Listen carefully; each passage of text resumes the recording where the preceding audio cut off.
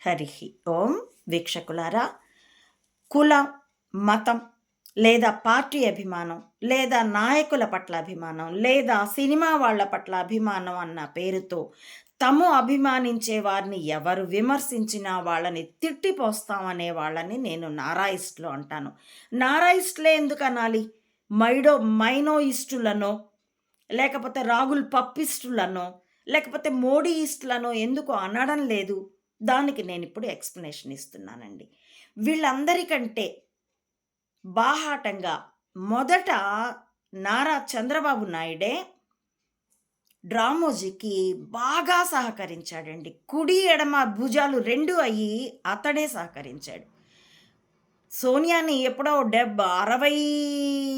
60వ దశకం ఎండింగ్‌లోనే, 70ల దశకం బిగినింగ్‌లోనే ఇందిర ఇంట్లో ట్రాన్స్‌ప్లాంట్ చేసినా బాహాటంగా ఆవిడ బయటకొచ్చి అది పివి నరసింహారావుని పదవీచ్యుతుడిని చేశాక 96 తర్వాతే పప్పెట్ ఏఐసీసీ ప్రెసిడెంట్‌ని ఒక సీతారాం కేసర్‌ని తీసుకొని చక్రం తిప్పడానికి బయటకొచ్చింది.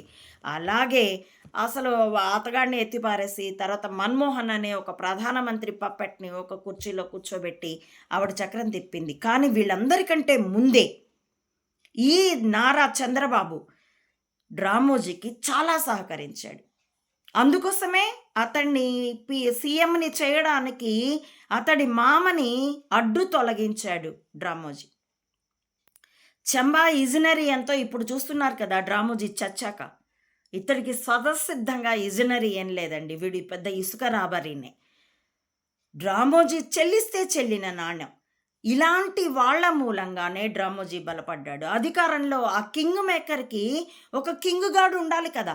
ఈ కింగ్ గాళ్ల మూలంగానే డ్రామోజీ యొక్క స్పయింగ్ బలపడింది, ప్రజల్ని ప్రపంచవ్యాప్తంగా మానవత్వాన్ని కూనీ చేసింది. కాబట్టి డ్రామోజీది ఎంత పాపమో చంబాది కూడా అంతే పాపం. కాకపోతే చంబాకి నేను ఎందుకు ఆఫర్ ఇచ్చానంటే, ఇప్పటికైనా సత్యం చెప్పు, నీ భవిష్యత్తు తరమన్నా బాగుపడుతుంది, రక్షింపబడుతుంది అని. ఎందుకంటే మొత్తం ఇతడికి తెలియదు. ప్రపంచాన్ని చుట్టిన వలయం అని, అది వంశపారంపర్యం అని తెలియదు. సిఐఏని చూపెడితే ఆ భ్రమలో ఇతడు ప్రపంచపు అంచుల వరకు బీయింగ్ సీఎం ఆఫ్ ఏపీ 1995 తర్వాత 2004 వరకు ప్రపంచం అంచులన్నీ వెతికాడు. పెట్టుబడులు ఆకర్షించే నెపంతో ఒక జర్నలిస్టుల టీంని పట్టుకుపోయి వాళ్ళందరూ స్పైలే, సమాచారం మార్పిడులు చేసుకుంటూ ఎక్కడ తమ వలయం, ఎక్కడ నెట్ ఒకవేళ తెలిసిపోయిందా, అది ట్యాంపర్ అవుతుందా అన్న దాన్ని వెతికాడు. కాబట్టి ఈ నారా అన్న వాడే గనక లేకపోయి ఉంటే, ఇలాంటి వాళ్ళు లేకపోతే, అలాంటి వాళ్ళలో ఇతడు ప్రముఖుడు, అతడు లేకుండా డ్రామోజీకి అంత బలము, అంత చెరుపు వాడు సొసైటీకి చేయలేకపోయేవాడు. కాబట్టి అతడి అనుచరులందరినీ ఇప్పటికీ డ్రామోజీ గూఢచర్య వలయానికి సహకరిస్తూ సత్యం ప్రచారం అవ్వకుండా అసత్యాలు ప్రచారం చేస్తూ జనాల మనస్సుల్ని డైవర్షన్ వైపు నడుపుతూ ఉన్నటువంటి వాళ్ళని నేను నారాయిస్టులు అంటున్నాను.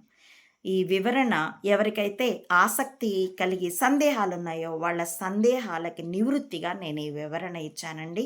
నా ఈ వీడియోల కంటెంట్ మీకు నచ్చితే please like, share and recommend my channel to others as well. Subscribe it.